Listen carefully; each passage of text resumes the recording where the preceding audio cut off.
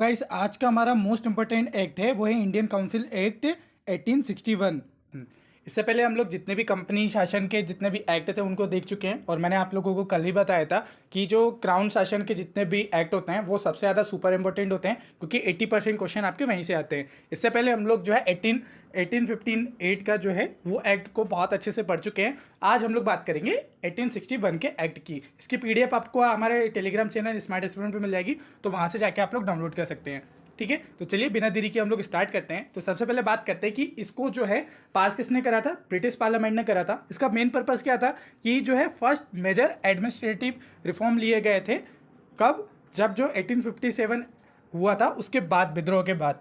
और इसका जो है डिसेंट्रलाइजेशन ऑफ पावर करा गया और रीऑर्गेनाइजेशन ऑफ गवर्नेंस किया गया था। इसका मेन पर्पस था। अब इसका रीज़न क्या रहता, क्यों लाया गया ये? अब देखो, जो 1857 का रिवोल्ट हुआ था, इससे क्या हुआ था कि ब्रिटिश ईस्ट इंडिया कंपनी की एंड हो गया था। तो इन्होंने ब्रिटिश में इंट्रोड्यूस करे गए थे कुछ रिफॉर्म। तो उसमें रिफॉर्म में आपका जो आपको 3 मेजर काउंसिल एक्ट देखने को मिलेंगे। ठीक है, इसके बाद के जो एक्ट है ना उनको फिर काउंसिल एक्ट कहा जाता है। देखो, इससे पहले कौन सा एक्ट था जो आपका, आप देखोगे कि जो 18 आपका 58 का जो एक्ट था उसको गवर्नमेंट ऑफ इंडिया एक्ट कहा जाता है। लेकिन जो मेजर रिफॉर्म करने के लिए, यानी कि जो उसके एडमिनिस्ट्रेशन में, गवर्नेंस में मेजर रिफॉर्म करने के लिए ना 3 काउंसिल एक्ट आए। तो बाकी आने वाले जो 3 एक्ट है ना उनको काउंसिल एक्ट कहा जाएगा। ध्यान रखो, उससे पहले के एक्ट को चार्टर एक्ट कहा जा रहा था। लेकिन जैसे ही ब्रिटिश सरकार का रूल आया और उन्होंने जो पहले एक्ट आया, पहले एक्ट को गवर्नमेंट ऑफ इंडिया एक्ट कहा जाने लगा। फिर देन पूरी तरह से रिफॉर्म करने के लिए, गवर्नेंस में रिफॉर्म करने के लिए, क्योंकि एक तरीके से ब्रिटिश शासन का कंट्रोल फर्स्ट टाइम हो रहा था ना, तो उनको भी समझने में टाइम लगता कि चीज़ें कैसे करा जाए, किस तरीके से जो रिफॉर्म करा जाए। तो इसको रिफॉर्म करने के लिए लगातार 3 एक्ट लेकर आए और उन तीनों एक्ट का नाम रखा काउंसिल एक्ट। क्योंकि आपने देखा होगा कि आप सेक्रेटरी ऑफ फॉर इंडिया थे, उनकी एक काउंसिल थी, उनकी एक मेंबर 15 मेंबर की काउंसिल थी। तो वो जो काउंसिल मिलकर जो एक्ट बनाएगी ना, इसलिए उसको इंडियन काउंसिल एक्ट कहा गया। ठीक है, इतना समझ में आया? तो लगातार 3 काउंसिल एक्ट आए जो कि 1909 तक चले थे। ठीक है, 1909 तक। उसके बाद से फिर आप देखोगे कि गवर्नमेंट ऑफ इंडिया एक्ट फिर से नाम होना शुरू हो जाएगा। ठीक है, तो अब आपके लिए ये तीनों काउंसिल एक्ट होते हैं वो सबसे ज़्यादा इंपॉर्टेंट होते हैं। उसमें से आज जो एक्ट है, हम लोग 1861 का ये एक्ट को पढ़ रहे हैं। ठीक है, चलो अब इसमें क्या हुआ था कि control of government of India का में क्या क्या चेंजेस हुए। अब इससे पहले क्या हुआ करता था कि जो कोर्ट ऑफ डायरेक्टर है, जो बोर्ड ऑफ कंट्रोलर है, उनको तो खत्म कर दिया गया। और जो आपका 1858 में था, इसमें secretary of state for India आया था। ठीक है, उसको रिप्लेस कर दिया गया था। देन उसके बाद secretary of state was the cabinet minister था उस टाइम पे, जिनकी 15 मेंबर की वो हुआ करती थी। और वाइसराय जो है वो रिप्रेजेंट करते थे किसको? Secretary of state in India को। देन जाके जो सेक्रेटरी ऑफ स्टेट थे वो रिप्रेजेंट करते थे कहाँ पर? वो जाके चीज़ें जो है रिपोर्ट करते थे ब्रिटिश पार्लियामेंट में। ओके, तो मतलब कि वायसराय, एक तरीके से कह लो, जो सेक्रेटरी ऑफ स्टेट थे ये राष्ट्रपति हुआ करते थे और वायसराय प्रधानमंत्री हुआ करते थे उस टाइम के। एडमिनिस्ट्रेशन में क्या क्या सुधार हुए? तो गवर्नर जनरल जो है वो वायसराय बन गए थे आफ्टर इसमें। अब हुआ क्या था कि जो इनकी एग्जीक्यूटिव काउंसिल थी उसको एक्सपांड कर दिया गया। इनकी एग्जीक्यूटिव काउंसिल में 4 मेंबर हुआ करते थे, अब उसमें 5 मेंबर हो गए। ठीक है, 5 मेंबर जो है वो हो गए। और पोर्टफोलियो सिस्टम इंट्रोड्यूस किया गया, वेरी वेरी इंपॉर्टेंट। अब ध्यान रखो, यहाँ से ना धीरे धीरे धीरे हमारा इंडिया ना डेवलप हो रहा है, हमारा देश बदल रहा है। यहाँ से कैसे बदल रहा है? ऐसे देखो कि पोर्टफोलियो सिस्टम जो है वो आया गया इस टाइम पे। अब जैसे आप देखोगे कि गृह, सैन्य, विधि, यानी कि अलग अलग से पोर्टफोलियो बनाने लगे। अलग अलग पोर्टफोलियो मतलब मंत्रालय बनाए जाने लगे। आज के टाइम पे देखोगे हमारे गृह मंत्री अलग हैं, हमारे जो डिफेंस मिनिस्टर अलग है, हमारे फॉरेन मिनिस्टर अलग है। तो आखिर ये अलग अलग विभाग कैसे बनाए गए? ये विभाग बनाने का काम, ये पोर्टफोलियो बनाने का काम यहाँ से शुरू हुआ। तो अब जो वायसराय है, वायसराय के अंदर की काउंसिल के ये अलग अलग विभाग बनाए गए। और हर किसी का ना एक एक जो है मंत्री हुआ करता था, हर एक का जो है मेन लीडर हुआ करता था। जैसे आज के टाइम पे एक एक अलग अलग मिनिस्टर होते हैं। तो इसकी शुरुआत ना यहाँ से हो गई थी। अब ध्यान रखो, ठीक है, ये पूछा भी गया है पीवाईक्यू में, तो ध्यान रखो इसको। ठीक है, और एक चीज़ और है कि जो 1874 था, यहाँ पर जो पब्लिक वर्क डिपार्टमेंट है, इसको एज अ न्यू पोर्टफोलियो जो है वो ऐड करा गया था। ये ध्यान रखना है। काउंसिल में यहाँ पे पूरे पोर्टफोलियो की शुरुआत तो कर दी गई थी, लेकिन जो पब्लिक वर्क डिपार्टमेंट है ना, वो जो कि आज भी वर्क करता है PWD जो है ना, आज भी वर्क करता है। तो ये जो है इस टाइम पे बना था। ठीक है, ऑर्डिनेंस मेकिंग पावर जो है वो इंट्रोड्यूस की गई वायसराय। वायसराय जो है वो ऑर्डिनेंस को इशू कर सकता था on urgent matter up to 6 month, 6 महीने के अंदर जो है फिर उसको काउंसिल से पास करवाना पड़ता था। अब देखो आज के टाइम पे भी ऑर्डिनेंस पावर है, ऑर्डिनेंस पावर है, जब पार्लियामेंट सेशन में नहीं रहता है तो फिर ऑर्डिनेंस पावर का यूज़ करते हैं राष्ट्रपति। तो ये ऑर्डिनेंस पावर जो है वो किसको मिल गई थी, वायसराय को इस टाइम पे मिल गई थी, ठीक है। और फिर उसको 6 महीने के अंदर पास करवाना पड़ता है और 6 महीने तक के लिए वो अब वैलिड रहता है, मतलब उसके बाद फिर आपको पास करवाना ही पड़ता है। अब आपको यहाँ पर ना बात ये आती है कि अब आप लोग को ना कुछ चीज़ बतानी है कमेंट सेक्शन में, और वो कमेंट सेक्शन में बताना है कि हमारे कॉन्स्टिट्यूशन में ऑर्डिनेंस पावर कहाँ पर लिखी गई है, किसको दी गई है, वो भी बताना है, और उसका आर्टिकल भी बताना है आप लोगों को कि वो आर्टिकल कौन सा था, ठीक है। चलो बता दोगे, बताना पड़ेगा। ओके, सिस्टम जो है स्टिल आज भी जो है ये एग्जिस्ट करता है, ये ऑर्डिनेंस सिस्टम जो है आप देखोगे आज भी एग्जिस्ट करता है। सेंट्रल लेजिस्लेचर में क्या क्या चेंजेस हुए, अब देखो, जो देखा जाए इस चार्टर एक्ट के पहले एक मिनी पार्लियामेंट थी, उसमें 12 मेंबर हुआ करते थे, बट आफ्टर इसके बाद क्या हुआ कि जो लेजिस्लेटिव काउंसिलर थे उनको अबॉलिश कर दिया गया था, न्यू एडिशनल मेंबर आए थे और उनको नॉमिनेट करता था कौन, वायसराय द्वारा नॉमिनेट किए गए थे। अब जो ये जो मेंबर थे ना, इनको 2 पार्ट में डिवाइड कर दिया गया था, एक तो ऑफिशियल मेंबर थे और दूसरे नॉन ऑफिशियल मेंबर थे, ठीक है। 2 कैटेगरी की थी, कौन कौन सी, ऑफिशियल मेंबर की और नॉन ऑफिशियल मेंबर की। अब मैक्सिमम इसमें 6 हुआ करते थे, ठीक है, मिनिमम इसमें 6 हुआ करते थे, मैक्सिमम 12 हुआ करते थे एडिशनल मेंबर। यहाँ पर इतने मेंबर के अलाउ हो सकती थी, एक तरीके से छोटी पार्लियामेंट हो रही थी। अब पार्लियामेंट ना हमारी धीरे धीरे विकसित होते जा रही है। तो देखो इसमें ध्यान रखना है कि जो लॉर्ड कैनिंग है उसने नॉमिनेट करे थे 3 इंडियंस को, ध्यान रखो, लॉर्ड कैनिंग ने 3 इंडियंस को जो है इंट्रोड्यूस किया गया था, नॉमिनेट किया गया था एक तरीके से। तो उनके नाम याद रखो, राजा ऑफ बनारस और महाराजा पटियाला और सर दिनकर राव, ये 3 जो है ना ये मेजर नाम है, ठीक है, इनके नाम पूछे जाते हैं। अब ध्यान रखो प्रोविंशियल लेजिस्लेचर में देखें, अभी तो हम लोगों ने सेंट्रल लेवल पे देख लिया, लेकिन जो प्रोविंशियल लेवल पे, प्रांतीय लेवल पे या राज्य लेवल पे आप कह सकते हो इसको, तो उससे पहले क्या हुआ करता था कि जो मद्रास और बॉम्बे की प्रेसिडेंसी हुआ करती थी तो had their own law making power, उनके पास पहले खुद की कानून बनाने की पावर होती थी।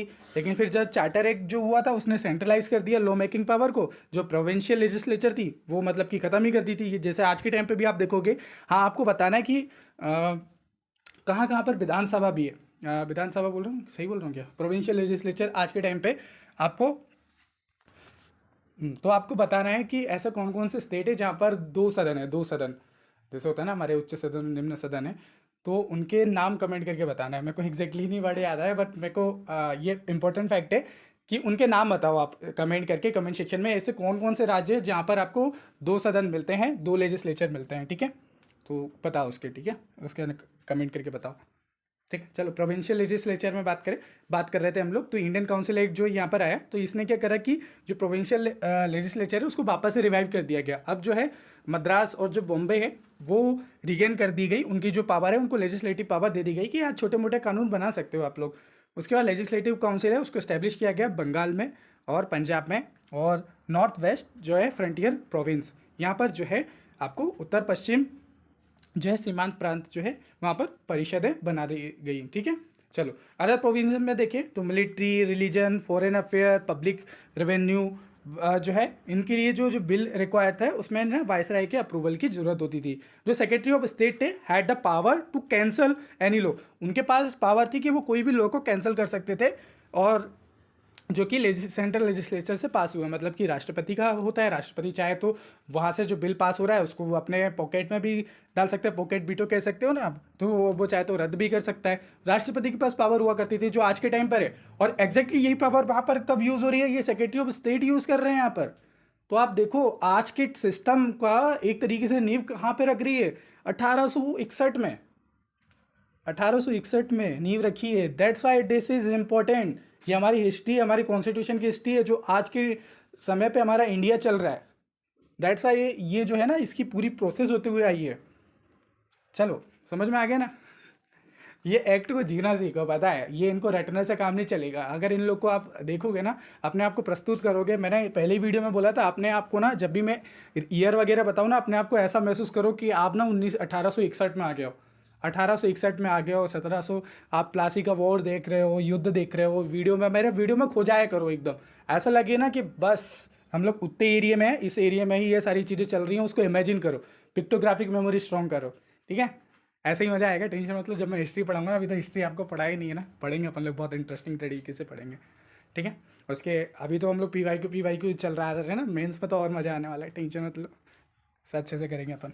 सबसे पहले अच्छे से यहाँ पे देख लो, impact of Indian council act जो है 1861, first step toward the decentralisation, पहली स्टेप थी जो कि डिसेंट्रलाइजेशन किया गया गवर्नेंस में, क्योंकि जो प्रोविंशियल लेवल पे आपने देखा होगा कि उनको पावर देना स्टार्ट कर दिया गया पोर्टफोलियो सिस्टम का, और रिवाइवल करा गया प्रोविंशियल लेजिस्लेचर को, ऑर्डिनेंस पावर जो है ऑर्डिनेंस सिस्टम इंट्रोड्यूस किया गया था, फर्स्ट टाइम जो है इंडिया को अलाउ किया गया था लेजिस्लेटिव काउंसिल में। आप कमेंट करके बताना है वो कौन थे, और बाकी ये की टेक अवे वही चीज़ रिपीट हो गई है, ठीक है। चलो, तो अब ये जो है हम कंपैरिजन में देख लेते हैं कि इन दोनों के बीच में क्या क्या डिफरेंस हुए थे। उससे पहले मैं आपको बता दूं, हमारे नोट्स जो हैं पीवाईक्यू नोट्स वो ऑलरेडी लॉन्च हो चुके हैं, मैं आपको दिखा देता हूं। तो ये हमारे पीवाईक्यू नोट्स मैंने 2009 से लेके आपके 2024 तक के पूरे कवर कर दिए हैं गाइस। इतने ही नहीं हो पाते हैं, आप लोग बोल रहे हैं कि सर बहुत और पहले से भी कर लेते हैं, आप पहले इतने तो करिए। यही अकेले जो है आपके 200 पेज के नोट्स हैं, आप इतना कर लेंगे ना, आपके जो पीवाईक्यू की थीम्स वगैरह वो सब कवर हो जाएंगी, एक एक ऑप्शन जो है आपके कवर हो जाएंगे। जो काम के ऑप्शन थे ना, बस मैंने उतने ही कवर करे हैं। आप लोग बोल रहे थे ना सर परेशान हो रहे थे पीवाईक्यू के नोट्स नहीं है, ये क्वालिटी के नोट्स मैंने आपको प्रोवाइड करवाए हैं। एक एक ऑप्शन जो काम का है बस उतना ही करा है, थोड़ा सा एडिशनल इन्फॉर्मेशन दी है जितनी काम की है बस वो, बस। बाकी ऐसा नहीं है कि एक ही क्वेश्चन को पकड़ के बैठ जाना है, ऐसा अगर करने लगे ना तो आपके पूरा साल भर भी हो जाएगा, तब भी पीवाईक्यू अच्छे से नहीं हो पाएंगे। तो आप लोगों के लिए बहुत काम मैंने शॉर्ट आउट कर दिया है, आपको बस कुछ नहीं करना है, इनको बार बार पढ़ना है, एटलीस्ट कम से कम 5 से 6 बार इसको पढ़ लोगे तो आपको यहाँ से क्वेश्चन देखने को मिलेंगे, क्योंकि यही रिपीटेड टीम जो है वो बार बार पूछता है। बाकी इसको मैं कवर करवाने वाला हूँ, आपकी 150 एलिमिनेशन ट्रिक आएगी, 150 एलिमिनेशन ट्रिक के साथ आपका ये बेसिक भी कंप्लीट करवा दूंगा, ठीक है। ये 399 रुपीज़ में मिल जाएंगे फर्स्ट 50 एस्पिरेंट के लिए। कुछ लोग बचे हैं 50 एस्पिरेंट कंप्लीट होने में, तो आप लोग जल्दी से इसको परचेस कर लीजिए, आपको मिल जाएगा। उसके बाद आपको 599 रुपीज़ मिलेगा, टेंशन नहीं लेना है, ठीक है, टेंशन नहीं लेना है। मैं करवाऊंगा जब तक मैं हूँ यहाँ पर, मैं करवाने वाला हूँ आपको जितना मुझसे बन सकता है अकेले, जितना भी, क्योंकि सारी चीज़ें अकेले मैनेज कर रहा हूँ ना, जितना मेरे से बन सकता है मैं आपको करवाऊंगा, टेंशन मत लो, ठीक है।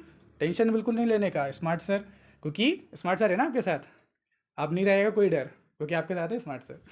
चलो ठीक है। तो जो गवर्नमेंट ऑफ इंडिया एक्ट था, इसमें क्या करा गया था कि एंड करा गया था रूल का, यहाँ पर जो है मेजर एडमिनिस्ट्रेटिव रिफॉर्म हुए थे। आपने देखा कि लगातार फिर 3 काउंसिल एक्ट आएंगे जिसको हम लोग आगे पढ़ने वाले हैं। ठीक है, यहाँ पर ब्रिटिश क्राउन ने जो है डायरेक्ट रूल ले लिया था, इसमें जो है एडमिनिस्ट्रेशन जो है और अच्छा स्ट्रॉन्ग करा गया था, ठीक है। और इनकी काउंसिल में एक मेंबर को बढ़ा दिया था, उस टाइम पे 4 हुआ करते थे, बट लेकिन जो है यहाँ पर एक मेंबर बढ़ा गया था, 5 मेंबर हो गए थे अब, ये ध्यान रखना है, ठीक है। ये पीवाईक्यू में पूछा गया, okay. Evolution of east India company हो गई थी, यहाँ पे डिसेंट्रलाइजेशन करा गया था गवर्नेंस का, और रिवाइवल किया गया था प्रोविंशियल लेजिस्लेचर को, वापस से आ गई थी। और इसमें क्या कोई सेपरेट जो है लेजिस्लेटिव काउंसिल इंट्रोड्यूस नहीं करी गई थी। इसमें क्या करा गया था कि फर्स्ट टाइम इंडियंस को इंक्लूड किया गया था जो लेजिस्लेटिव काउंसिल है उसमें, ठीक है। वहाँ पर कोई सेपरेट लेजिस्लेटिव काउंसिल नहीं हुआ करती थी, लेकिन यहाँ पर आपको देखने को मिलेगा कि एक तरीके से जो हमारे इंडिया के थे उनको भी लेजिस्लेटिव काउंसिल में लाया गया था, मतलब कि जो एक तरीके से सेक्रेटरी ऑफ स्टेट की काउंसिल हुआ करती थी वो, ठीक है। इसके बाद और लेजिस्लेटिव पावर जो है वो सेंट्रलाइज करी गई थी अंडर द ब्रिटिश गवर्नमेंट, और यहाँ पर जो है प्रोविंशियल लेजिस्लेटर रिवाइव किया गया था, मद्रास और बॉम्बे है उसमें जो है रीगेन करी थी उन्होंने लॉ मेकिंग पावर को। दैन जो है न्यू लेजिस्लेटिव काउंसिल बनाई गई थी अलग अलग जगह पे, साथ ही साथ जो secretary of state for India थे इनको रिटेन करा गया था, अल्टीमेट कंट्रोल दे दिया गया था। वायसराय को जो है वो more independent decision making power उसको दी गई थी, ऑर्डिनेंस मेकिंग पावर जो है वो मिली थी, ठीक है। ध्यान रखना है इन सब पे पीवाईक्यू आया हुआ है, तो ध्यान रखो। चलो, क्वींस प्रोक्लेमेशन इस टाइम हुआ था, ऐसा कुछ यहाँ पर नहीं था। रीजन न्यूट्रिटी आपको देखने को मिलेगी। इम्पैक्ट तो आप लोग को पढ़ ही लेना, ठीक है, इम्पैक्ट तो पढ़ा ही होगा ऑब्वियसली। तो यहाँ पर आपके पास कुछ क्वेश्चन है, तो ये रहे आप लोगों के सामने क्वेश्चन 10,000 के। तो 10,000 से आपकी शुरुआत होती है, तो चलो 10,000 के क्वेश्चन है, आप लोगों से पैसे नहीं ले रहा हूँ, फ्री का करवा रहा हूँ, तो समझो इसकी वैल्यू, समझो इम्पोर्टेंस, ठीक है। अभी अगर मैं यही कोर्स 10,000 का देता ना तो आप लोग एकदम दूर लगा के लेते। मजाक कर रहा हूँ, ठीक है। कभी मैं जितने भी लेक्चर रहूँगा मैं लेक्चर सारे फ्री रखूँगा, और जो आपके नोट्स रहेंगे ना, बस नोट्स में थोड़ा सा एफर्ट लगता है उसमें, तो उसको थोड़ा सा बस पेड रखूँगा, और वो भी एकदम कम प्राइस में। टेंशन मतलब मैं खुद लोअर मिडिल क्लास बैकग्राउंड से ही हूँ, अभी भी हूँ। अभी मैं ऐसे नहीं कह सकता हूँ कि मैं ये वीडियो मैं आईफोन पे बना रहा हूँ या मैं आई टैबलेट पे बना रहा हूँ, नहीं, ये मोबाइल से रिकॉर्ड करके बना रहा हूँ। तो टेंशन मत लो, मैं समझता हूँ कि क्या कंडीशन होती है, क्या कंडीशन नहीं होती है। बहुत सारे लोग मुझसे ये भी बोल रहे थे कि सर आप इतने कम प्राइस में क्यों रखते हैं, क्योंकि मुझे मालूम है ना कि कैसे पैसे करने पड़ते हैं जुगाड़, आई नो दैट। ठीक है, तो मैं जितना एफर्ट लगा सकता हूँ वीडियोस में मैं ट्राई करूँगा कि मैं फ्री ही रहे, जब तक मेरे से बन पड़ रहा है मैं फ्री में ही करूँगा। ठीक है, इसकी टेंशन मत लो, है ना। बस नोट्स थोड़े से पेड रह गए, ओके, उतना तो बनता है। चलो, उसके बाद जो है ये, हाँ हाँ, ये इस क्वेश्चन के आंसर आपको बताने हैं।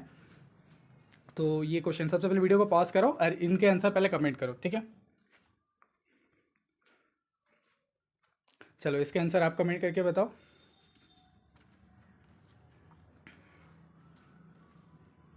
इसके बाद प्रोविंशियल लेजिस्लेचर, अदर प्रोविजन जो है कौन कौन सी आई थी, इसका आंसर भी कमेंट करके बताओ।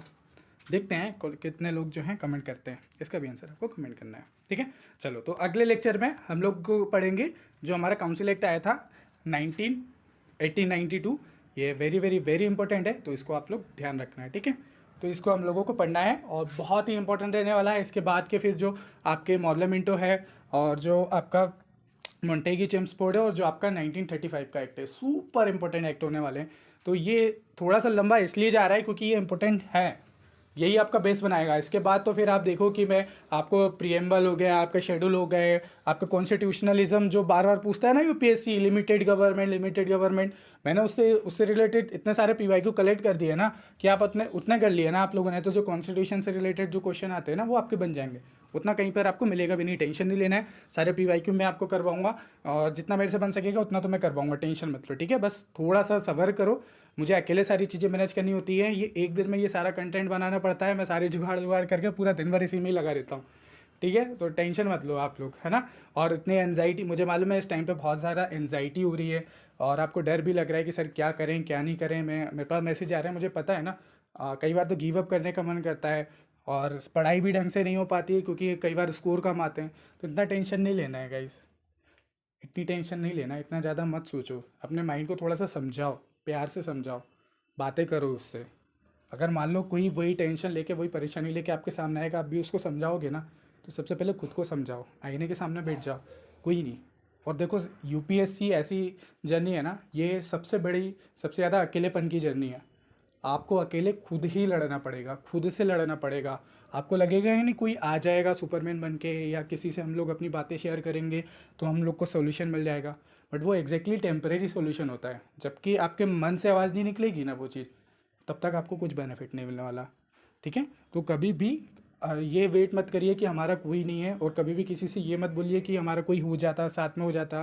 कहीं वो और वो गर्लफ्रेंड बॉयफ्रेंड वाले चक्कर भी होते हैं, उसमें भी थोड़ा सा, मैं देखो ये सबका अपना अपना ओपिनियन होता है। कई बार क्या होता है कि हम लोग किसी और पर्सन पर डिपेंडेंट होना स्टार्ट कर देते हैं, तो वो डिपेंडेंसी नहीं होना चाहिए, मतलब मैं जहाँ तक बोलता हूँ, क्योंकि हम लोग खुद सेल्फ सफिशिएंट है उन चीज़ों को हैंडल करने के लिए, ठीक है। एंड यू कैन, मुझे आप लोग पे सब पे भरोसा है। आप लोग सब स्ट्रॉन्ग पर्सन हो, इमोशनली काफ़ी स्ट्रॉन्ग हो, and you can do it, ठीक है।